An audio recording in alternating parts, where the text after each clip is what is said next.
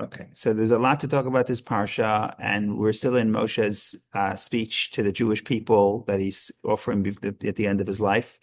The first section is really, we're still in the first section, even though it's the third parsha um, of the book. But this is sort of the first section where he's talking about history and preparing them for the future. And later we get to introduction, beginning with next week, um, the introduction of commandments. Some of them have been mentioned earlier, some of them have not, have been repeated. That's another discussion. Right now, we're still in Moshe's big lecture, and of course, he covers many themes. But one interesting theme that I may have spoken about in the past, but I think it's always good to get back to because this is something that we do every day, twice a day. So I like to think about mitzvot that we do often. If we can figure out, if we can deepen the appreciation of something we do every day, so it's more, I don't know if efficient is the right word, right? But if you deepen the understanding of a mitzvah that we do once a year, it's good for once a year. But if you deepen the understanding of a mitzvah we do every day, so then um, that is, of course, that could be benefit for all year long. Of course, I'm referring to the Shema. Now, there's a lot to talk about the Shema. We spoke about the Shema. Did we speak about the Shema last week? Did we speak about the Shema last week? I don't remember. But there's a lot to talk about the Shema. Go ahead, Bob. Just You're on. for Yeah. housekeeping Yes. circumstances, I know Yeah. that the vision of the parshiot is an artificial kind of post-rabbinic kind of thing. Is there any thoughts you have for why we split it up? So yeah, so it is true that historically the division of the parsha is not from Moses. In fact, up to about 1,000 years ago, there was still two customs of how to read it, finish it in 1 year or 3 years. Um, so the parshas themselves have not been divided by Moses. Of course, the Sedra, and I'm sorry. Okay, we talk about. I don't want to get too carried away. The paragraph breaks in the Torah are for Moses, and must keep the paragraph breaks as they were, and if not, it's not kosher. But what we call a parsha is really a Sedra, which is an order of parshas, an order of paragraphs, and that's not for Moses. But the problem, not the problem. The Hasidic view is that because it has become the custom over at least 1,000 years that virtually all Jewish communities divide the parshas this way, so that's significant. It's by divine providence. And also the names of the parshas, which was also given by custom, also is telling. Nothing is by chance, especially when it comes to Torah. So what is the big picture difference between last week's parsha and this week's parsha? We're going to address it. But the entry point is going to be the idea of the Shema. Why the Shema? Because the Shema has two paragraphs. And one paragraph appears last week, and the second paragraph appears this week. Now, it's interesting. Sometimes when you have so many verses, it's a very long parsha, so many verses. You say, what's the critical point of this parsha? How does it differ from last parsha? So ironically, when you have something that is similar, that helps you see the differences. Because if it's two separate topics, it's two separate topics. I don't know what the difference is. What's the point here? But here we have two things that are relatively similar. The Shema, the second paragraph from the Shema, is relatively similar to the first paragraph from the Shema, in that many of the themes are repeated. So now, if you examine the difference in the first paragraph of the Shema and the second paragraph of the Shema, you'll see the differences. You'll see the differences stick out because the similarities are obviously similar, but then that only highlights the differences, and those differences then can be then spread and understood to so extrapolated to the whole context of the whole parsha, how last parsha differs in this parsha. So in other words, on one hand, you want to think about the Shema itself, but on the other hand, we're also thinking about Bob's question, which is how does this week's parsha, Akev, literally means because or when you keep the commandments, how does that differ from last parsha, which is Moshe begins at least with Moshe's imploring God to allow him to enter the land of Israel. So that is the roadmap. That is the roadmap. The only question is, where should we start from, the big picture or the Shema? So I don't know if you want to do a vote. Today there's features on Zoom where you could put votes. I never figured that out. I'm still old fashioned. But if anybody has any preference, let me know. Okay, let's start with the big picture because that's what Bob mentioned. If Bob said it, then that's by divine providence. Okay. The opening statement, the Hasidic view is as follows. The beginning of last parsha, is very moving. Last parsha is Moshe says to God, to the people, I ve'etchanan al Hashem, I entreated God. And it's not just prayer, but it's deep prayer. And like Rashi says, this unusual interpretation, expression of prayer, ve'etchanan, I entreated, has the numerical value of, I believe, 515. And that means that God, he asked God, he prayed 515 times to be allowed to enter the land of Israel. And God does not allow. And now there's a Hasidic interpretation of this parsha. Why does Moshe really want to get into the land of Israel? Why does he insist he has to go into the land of Israel? What's so? It's not even the Hasidic view. The Talmud asks. The Talmud says, "V'chila echol mipiryahu tzarich." Moshe has to eat the produce of the land. That's why Moshe wants to go into Israel, because the Jaffa oranges are tasty. So Moshe wants the fruit of Israel. He wants a good falafel, a shawama. Why does Moshe want to go into Israel? So Talmud obviously says he's going into Israel because he wants to fulfill the commandments of Israel, and he wants to get the holiness of Israel. And that's why God says, you don't need that. You're okay. In other words, you're fine. But the point here is what the Talmud is touching upon is that there's also a spiritual reason why Moshe wants to go into Israel. And the Hasidic view is as follows. If you look at that verse, Moshe says, beginning of last week's parsha, you began to show your servants your greatness. But leharot, to make me see, to allow me to see. You began to allow your servant to see. And the next verse, he says, Ebrana ve'ereh. Let me cross over, please, and I will see the good land. He keeps saying he wants to see. And God says you can't cross the land. And if you look at last week's parsha, right after the paragraph where God says, right after that paragraph, Moshe, where God says, okay, don't speak to me anymore about this. The very next paragraph is, Va'ata Yisrael, now Israel, Shema el hachukim ve'lamishpatim. Listen to the statutes and the ordinances. So the Hasidic view is as follows. The Hasidic view is that Moshe wants to cross the land into Israel because if Moshe crosses into Israel, Moshe represents the idea of seeing. Because to Moshe, godliness is as tangible as physical reality. And when Moshe says, let me cross over and see, what he's really saying is, let me cross over. And if I cross over, the concept of seeing will be applied to Israel, and everybody, all the people in Israel, will merit the level of sight. And the merit of sight is, from the Hasidic view, is that godliness, you could see godliness. See godliness means it's as real to you as the physical reality that your eyes perceive. And that's not meant to be. And therefore, when it's not meant to be, Moshe says, the Ata Yisrael, now Israel, if you can't see, then at least Shema, listen. Now, that's the Hasidic view. And this could be elaborated and applied to and ultimately it applies to the whole parsha, including the difference in the first and second paragraph of Shema, as we'll try to present. But the idea is like this. The big picture is like this. The first parsha, last week's parsha, in general, highlights, of course, each one includes elements of both. So you may ask, what about this element? What about that element? We can deal with that. But in the big picture is last parsha, we're talking about stories of seeing.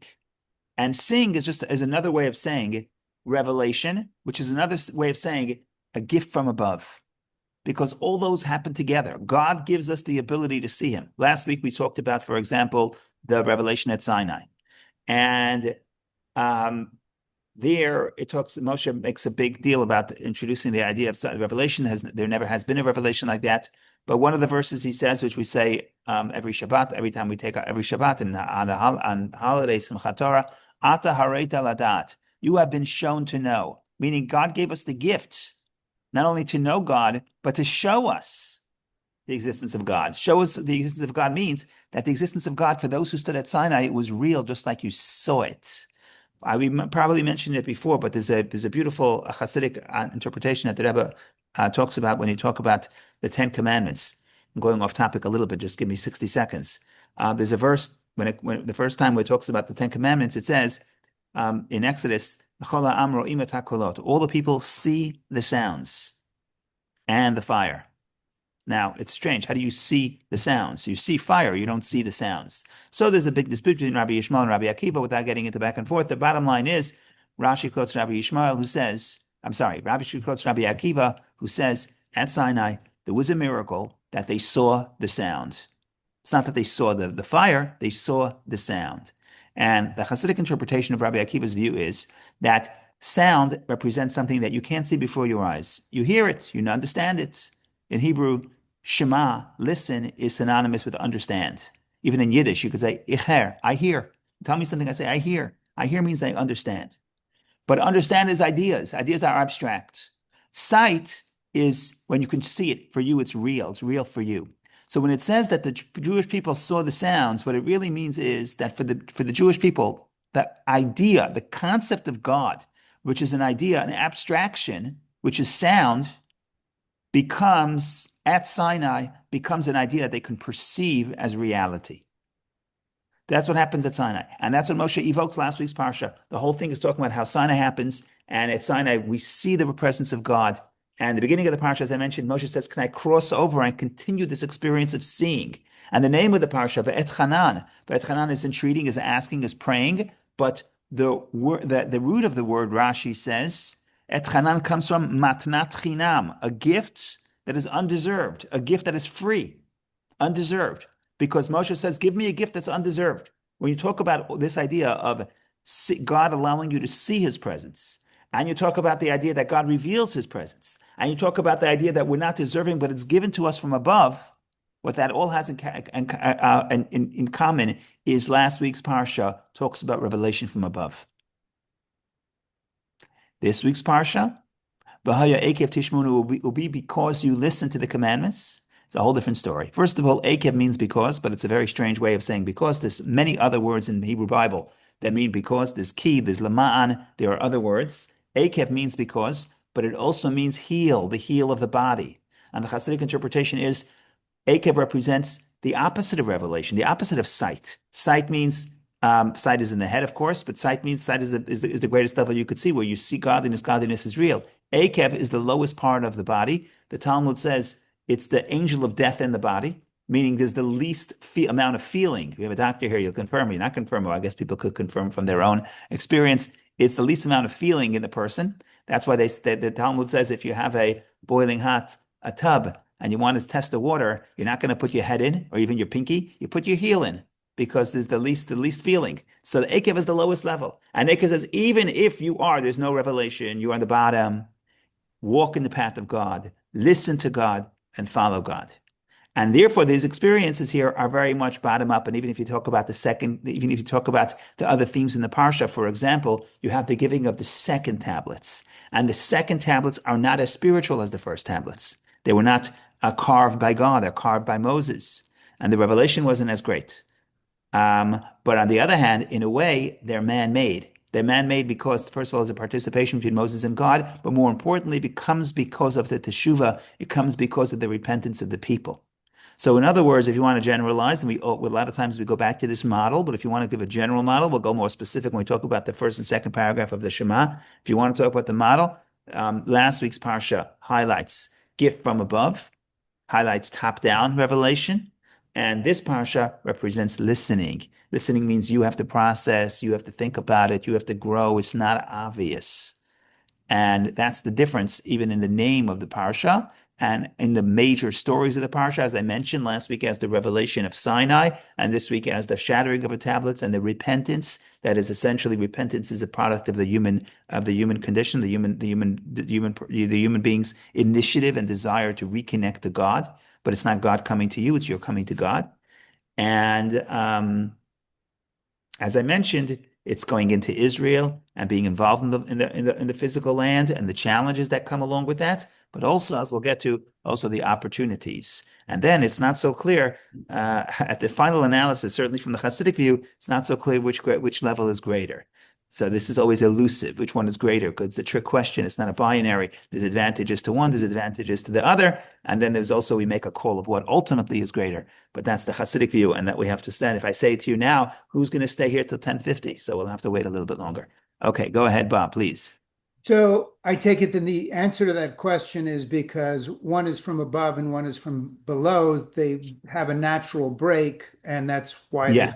Yes. That's yeah. I didn't conclude. Right. So if the So parsha, yeah, yeah, my other question that you might square the circle for, um, even though medically 60% of all intake into the body of the five senses comes through sight, you've often said, and same, it was echoed by um, Rabbi uh, Rabbi Lord Rabbi Sachs yeah, this week that in distinction, in contradistinction to the Greeks who did everything by sight, the Israelites always preferred listening. So to comment on your which is better, one would think, keeping in intact with all this, that it might be listening, almost kind of yes, a blind faith type thing. And the allusion to the heel, a couple of years ago, we did Shira Shirim, and there was, yes, I remember a long tract about the heel, and you said it, yes, even though the bottom of the body, it was the one yes, closest yeah, and most well grounded. So these themes keep yeah, coming up, and I just 100%. thought you Beautiful. might just put a bow around Yeah. all. Okay, let's put it both with Rabbi Sachs because that's a different angle and it could be confusing. What Rabbi Sachs is saying is, as opposed to the Greeks, the Jewish people are into listening. And you see that in Shema Yisrael, Hero Israel. And you see it in last week's Parsha again and again and again, where the Torah says, you should remember and be careful. Remember that Lo Ritem Kol Tmuna. When you had the great revelation of Sinai, you did not see any image. All you heard is the sound. So even at Sinai, there's no image, there's only sound. I would listen to a podcast yesterday about a person who, long story short, he became religious, a Hasidic, and his father was very famous in the Israeli entertainment world. And his father was like very anti-religious, and his father had a very hard time accepting him. And it goes through the whole podcast. But the end, what's funny is that the end of his life, they became very close. And he says in the podcast that my father had the end, exactly 1 year before he passed away, literally 1 year. He did obviously didn't know, but 1 year before he passed away, his father had a dream, and he calls his son. And he said, "I spoke to God." Okay, I saw God. God spoke to me. Okay, so the son wanted to see, is there anything here? So he tells his father, "No." So what did God look like?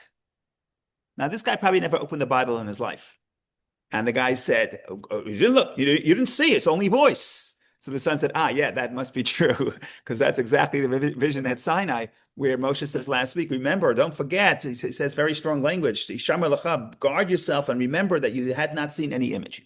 So Rabbi Jonathan Sachs is 100% right. You don't see anything. You don't see anything physical. There's no physical embodiment or shape or anything that could express oneness of God because sight what it captures, I said it's real, but it also captures the physical. It can't see an idea. It could capture only the physical. So that's the limitation because God is not bound by any limitation. So therefore, we don't see God impossible. That's true. And that aspect, the Greeks, the Rabbi Sachs is correct. The advantage, of course, of hearing is that it allows you to touch things that are intangible and less limited and you could understand certain greater than what you could see. You can get to abstract knowledge. You can't see abstract knowledge. That's true. But together with that, that when the Hasidim talk about sight, they don't mean looking at the tree or looking at the statue or looking at the building or looking at the architecture. They don't say. They mean seeing the sound. In other words, yes, we want to listen, but we want that listening experience to become real to us as if we saw it. So we're having it both ways. It's sort of the next step above. Yes, we don't see. We don't see anything physical. We only see, we're listening to the sound. We're looking for the idea that's elusive, that's transcendent, that's non-physical and non-tangible. But we want to be able to see, quote unquote, meaning experience that as a real thing, not as an abstraction. So in that sense, we have to clarify that we're not disagreeing with Rabbi Sachs. We're talking about two different things. And in that sense, right, we're Shmiya. We are Shema. Even last week is Shema Yisrael. Even last week, which is sight, is Shema Yisrael, Hero Israel. But the point is, here, see the sounds, not see the wood, not see the Colosseum, not see the architecture, not even see the Western Wall. That's just, it's see the sound, see the idea. The abstraction should become real. Go ahead, Vicky, please. Well, I just wanted to support that idea by uh, pointing out the semantics of see, because see can have literal meaning, but it also has meaning of perception. Right, right. Even in I English. see. Yeah, in English, yeah, yeah. And he wrote, but interestingly, not in Hebrew. In Hebrew, no, you could have it, Rani et Divrichem. You could see it in Hebrew as well. Yeah, you're right. Both could be perception, right? Yeah, yeah. That's a good point. That's a good point. But the problem is that seeing is distracting. The problem is when you see physical things, it's distracting because you grasp the physical, and the physical makes a deep impression on you. But the eye, you have the mind's eye. The mind's eye is already an idea of perception. It's already shmiya. It's already listening. But you want that the listening, the abstraction should be as real to you as if I saw it, right? If you read a book and the guy and the author or the writer did a good job and you read the book 10 years ago, you could forget that you weren't there because those words, listening to those words made such a deep impression on you. It's like I was there. I think I was there. I say, no, you were never there. You just read the book. Wow, really? Is that the case? Right? So if you do a good job, you could get someone to hear something, but it became so real to them that it's as if as they were there. So that's what we're talking about. Now, I just want to talk about the metaphor that it's not in this Hasidic essay, but it's important for a second. We're talking about which one is greater, which one leaves a bigger impact. Obviously, each one has an advantage, but even modern science understands that when you're sitting and you're watching a movie or whatever, you're very passive because it's doing all the stimulation for you. And they scan the brain. You Google this later. I don't remember what happened last time I looked at this was a few years ago. But when they scan the brain, you see the person is very passive. Whereas if you're reading a book, your brain has to create the picture for you.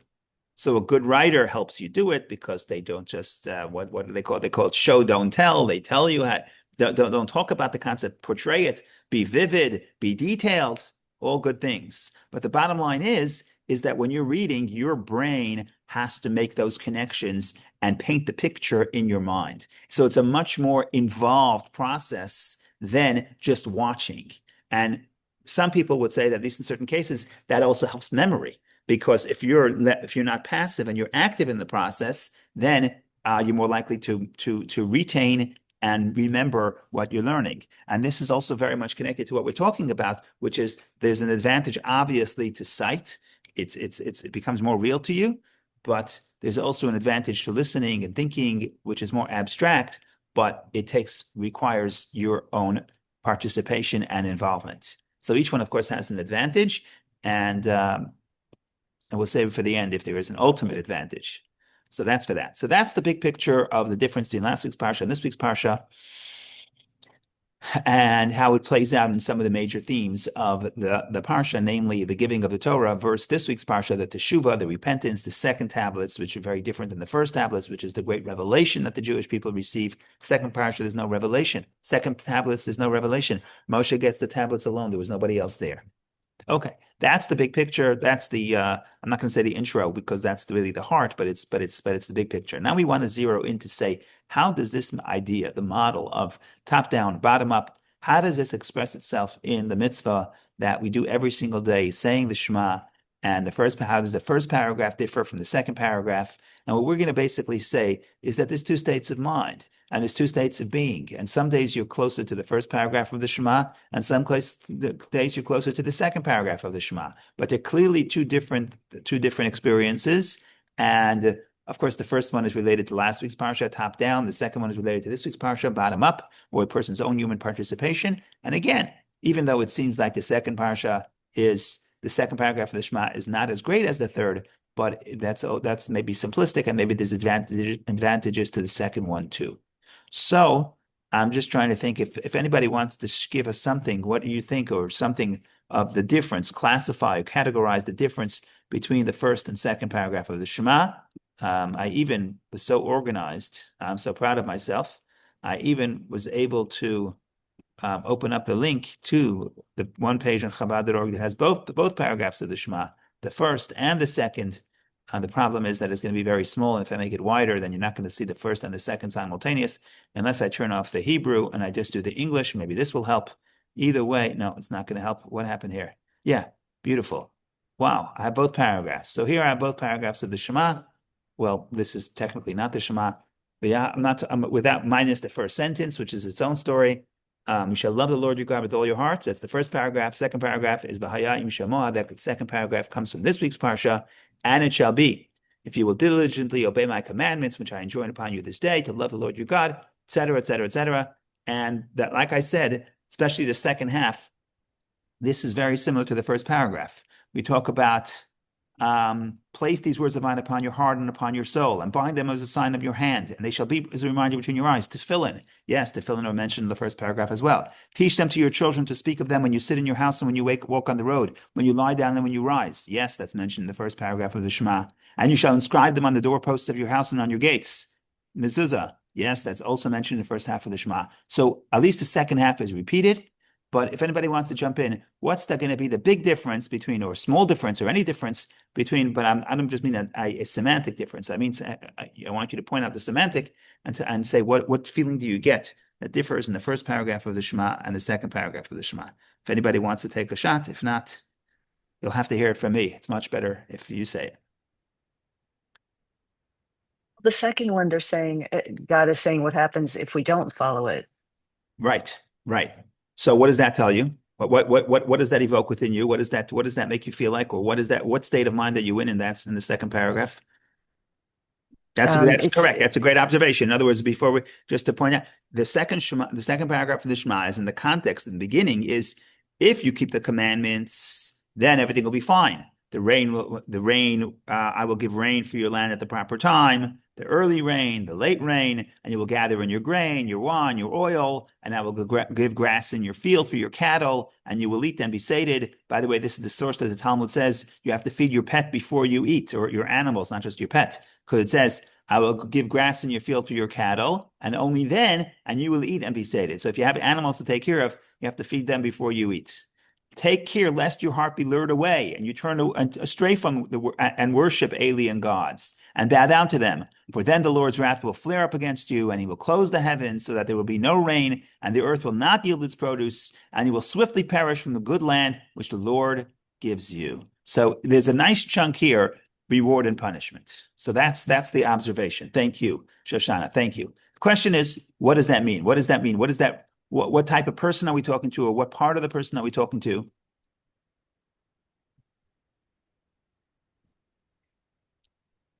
I think it's the part of the person that isn't jumping in right away. The days that we're yeah.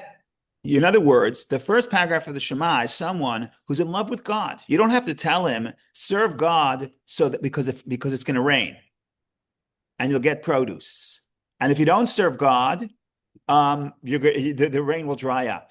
That means the person is not really interested in serving God. He's interested in the grain. He's interested in the field. He's interested in material blessing and success. Essentially, the second paragraph of the Shema is a gentleman who is motivated by reward and punishment. Whereas the first paragraph of the Shema, there's no mention of reward and punishment. Why is the person operating? Clearly, it's just out of love. So that's a very big difference. So even though there's many of the commandments are going to be reiterated, but that's probably the biggest difference. The biggest difference is, are we talking to somebody who has to be motivated to serve God by a promise of physical rain and physical abundance, and a threat of famine and drought and exile? So this is a very different person than the person of the first paragraph of the Shema. First paragraph of the Shema, there's subtle differences that make that point. So, for example, you shall love the Lord your God with all your heart, with all your soul, and with all your might. Okay, that's the three sentences: all your heart, with all your soul, and with all your might. Now, probably they're going in order, so might is the most powerful. Now, when you go to the second paragraph of the Shema, where is very similar phrasing.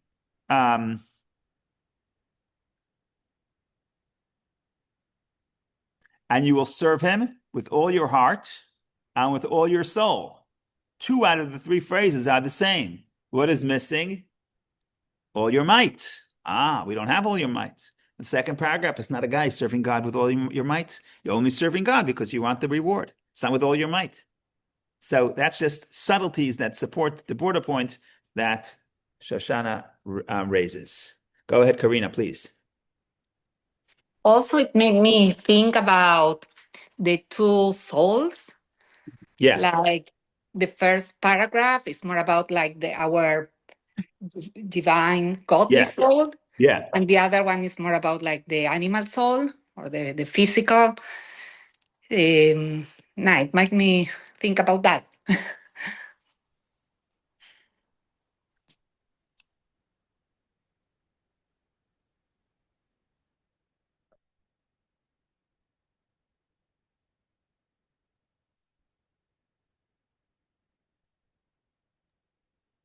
You obviously left him speechless. Yes. Or I said something very bad. I don't know. No, I was That's it. thinking the same thing. That's Okay. Well, silence means agreement, but I think Either, the video is frozen. either that or he's very thirsty.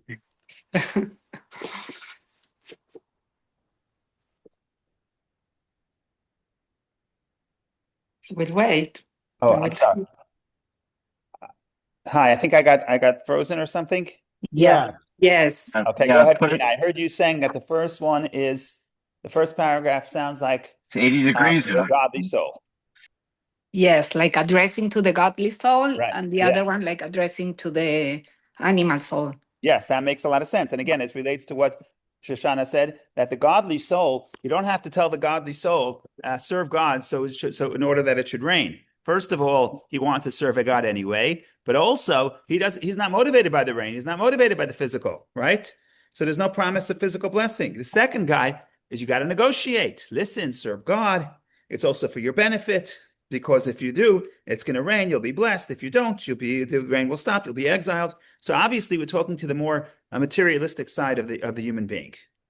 And also, sorry, also the first one is more about like the love, as you said, Yeah, and the second one is more about fear also. yeah. With all your heart, with all your soul, and enjoy and find the love. No, the first one does say love.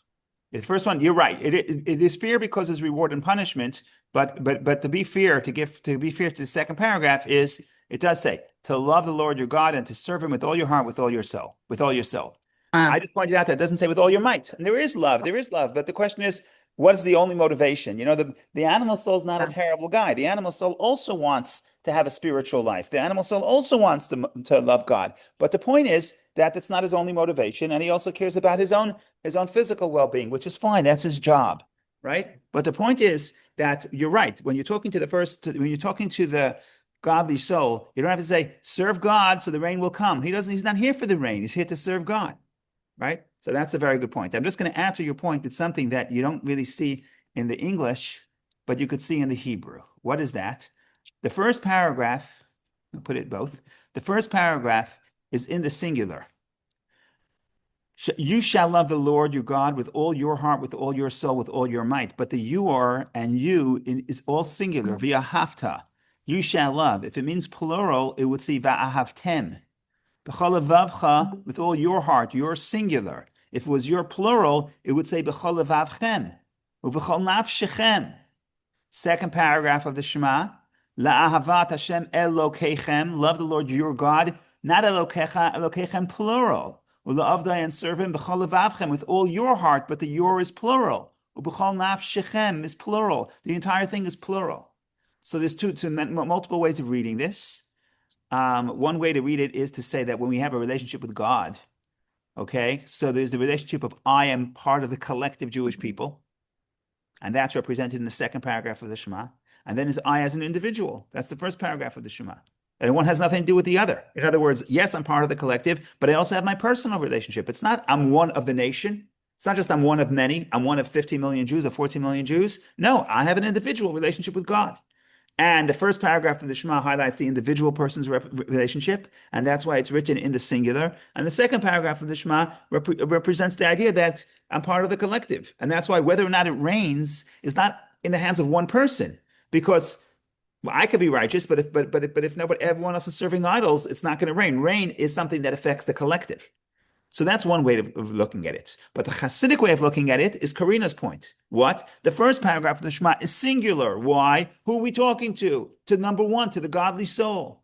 The second paragraph of the Shema, who's the audience? There's multiplicity. There's two. There's many. Because we're talking to the godly soul, but also to the animal soul. What's the number one rule of public speaking? You have to know your audience.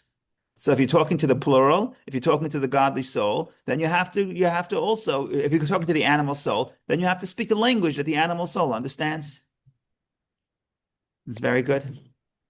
I was going to say something, but now with what you just said, I don't know if it's as relevant. I was wondering if when it says the rain will come down, it's it's also about the like seeing the rain as spirituality coming down from Hashem. Yes. Yeah. So that's something that we talked about a little bit on.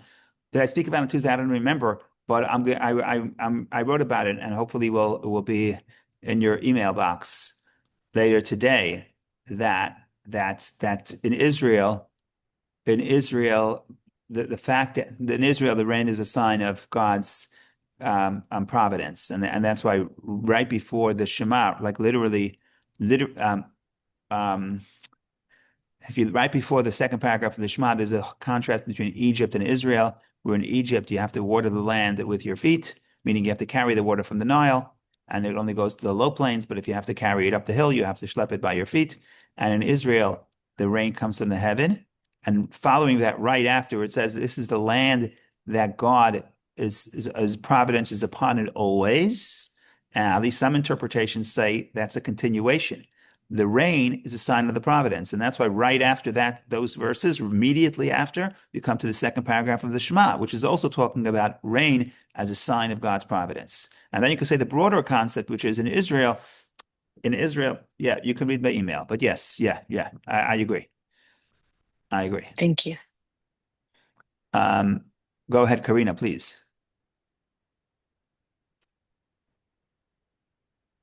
Yes, another thing that it comes to mind is, I don't know if I'm going to explain it correctly, but is it like a Hasidic point of view that whenever we as an individual do a good deed, for example, it affects the whole Jewish people? Like, Yes, yeah. so it make me think about that as well. Like, Yeah, so there is an idea, that how does the individual affect the entire community? But there also is going to be the point that sometimes the individual is affected negatively by the community, right? When we say that before we went into the land of Israel, we became Arevim, we became guarantors one for another, right? That's the idea. That if some people sin, it has a negative effect, and some people do positive, it has a positive effect. But at the end of the day, when you say whether or not we're going to exile, in other words, when it comes to a national question, you have to think of the Jewish people as a collective, because we're talking about national events, right? So of course the individual's righteousness could affect, and if there are some righteous people, it can protect the whole city and the whole country. Correct. This is all true. But we understand that there is some times where we think about a national event, and then it's almost like it's not don't think of it as an individual. God forbid, I don't know if this is a good example or not. I don't know. Let's say, God forbid, a national event happens and an individual person was harmed. So you're going to say it's this. Okay, I should stop here. I'm not going to stop here. I'm just saying when it comes to national questions, you have to look at the people as a collective. When you talk about individual, yeah. So you're right. There is a play between the international and the individual, and they affect each other, and they're not totally two separate categories. They overlap. But I would still insist that there is two ways of thinking about oneself and one's place in the Jewish people. I'm one of a collective, but I also have a personal, individual relationship with God. And both are true, but you got to give each one of those its own oxygen, and that's why they're in two different paragraphs of the Shema and in two different parshas. And in a moment, hopefully, we'll tie it back to the big picture, which is this top down and bottom up. Other than obviously, the obvious would be that. Okay, so let's get to the obvious. Okay, so now let's try to tie all the pieces together, and maybe we'll finish a few minutes early. We still have more points to point out. Okay, so the singular.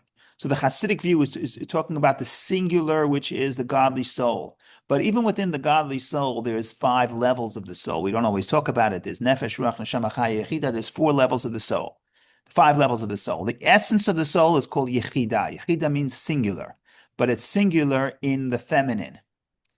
And the Kabbalists explain that the yechida, the singular, is feminine because, and what is the essence of the soul? The essence of the soul is that it's one with the true single one, which is God.